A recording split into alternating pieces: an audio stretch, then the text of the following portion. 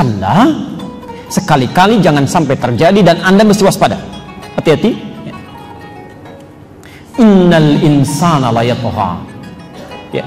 Ada kecenderungan manusia itu bisa bersifat sombong, melampaui batas. Ya, melampaui batas. Pelan-pelan. Nanti kita lihat ya, apa kaitan ayat ini dengan contoh-contoh kita. Melampaui batas. Jadi kata Quran, jangan sampai terjadi ada di antara kita bisa melampaui batas. Dan mesti waspada, jangan sampai melampaui batas. Ya. Jangan sampai melampaui batas. Ya. Nah, sombong adalah salah satu sifat yang muncul ketika seseorang melampaui batas ya, dalam sifatnya. Ya. Melampaui batas dalam sikapnya. Ya. Bagaimana ini bisa terjadi? Seseorang melampaui batas kemudian jadi sombong, ya, pelan-pelan. Ayat 7-nya. Ar-ra'ahu istaghna. Jika sudah merasa dalam diri punya kelebihan, sudah merasa lebih. Istighna namanya. Al-istighna.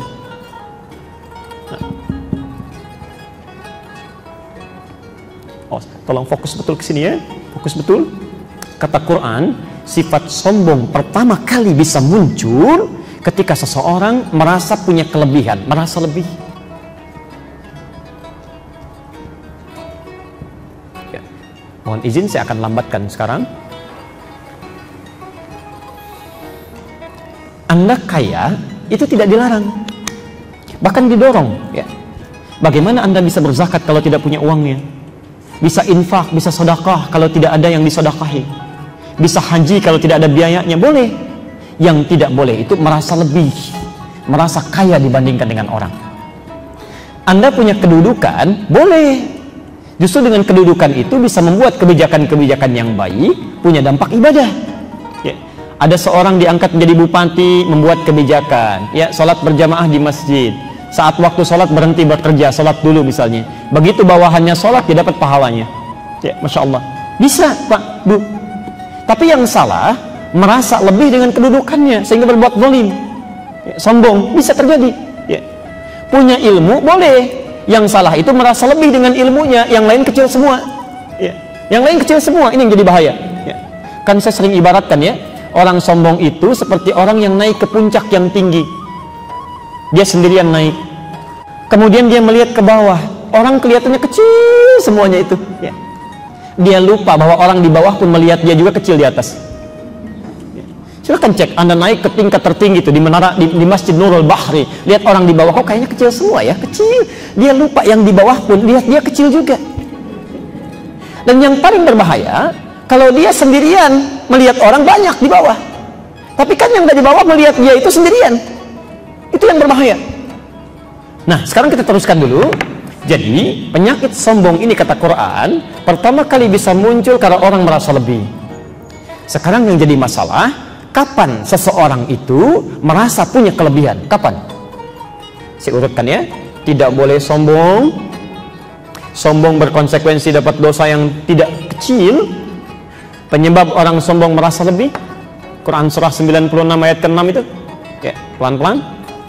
Sekarang pertanyaannya, kapan seseorang bisa merasa lebih? Ya. Apa faktor-faktor penyebab yang menyebabkan orang bisa merasa lebih sehingga bisa menjadi sombong? Baik, mari kita catat.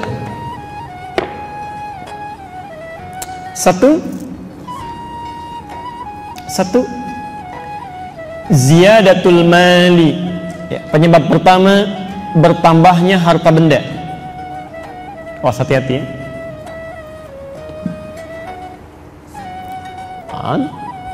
Jadi pertama ya, isyarat di Quran ditunjukkan kepada kita hal yang bisa menyebabkan seseorang punya perasaan lebih dibandingkan dengan orang lain.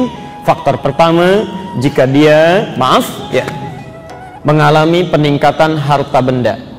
Jadi kalau hartanya meningkat, awas hati-hati ya.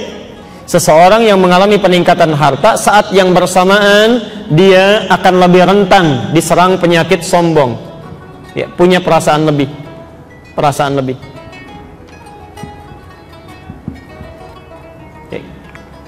Dulu saat belum punya mobil, naik angkot, kan tawadhu sifatnya, rendah hati. Begitu turun, membungkuk, begini kan. Mau keluar sedekah dulu, ini Pak, ini kembaliannya ambil aja. Kan begitu ya? Masya Allah, setelah punya mobil pribadi, punya BMW sendiri, begitu naik langsung ngangkatnya ke atas kan, tangannya langsung ke saku, jalannya begini kan. Baik, tatapannya sudah beda itu. Ini lain ya. Saya kan sering buat rumus persamaan fisikanya itu kan, F1 sama dengan F2, gaya gerak sama dengan gaya dorong gitu kan. Apa yang didapatkan itu yang keluar. Orang makan tempe dengan orang makan ayam beda gayanya, lain kan. Baik, tapi Anda juga mesti ingat dalam hukum fisika kan, gaya F berbanding lurus dengan hukum Pascal P, tekanan kan. Gaya berbanding lurus dengan tekanan. Semakin banyak gaya, semakin tertekan hidupnya. Tuh. Pasti itu. Coba cek aja, lain ya. Ibu. Dulu saya pikir menunjukkan rezeki adalah bentuk syukur. Tapi setelah mendengar ceramah tadi, saya mulai ragu. Apakah saya sedang bersyukur atau sedang pamer? Ada masa dalam hidup saya ketika merasa bangga karena mulai punya penghasilan. Saya beli motor lalu update di media sosial. Lalu saya beli jam tangan mahal dan mulai sering tunjukin ke teman-teman.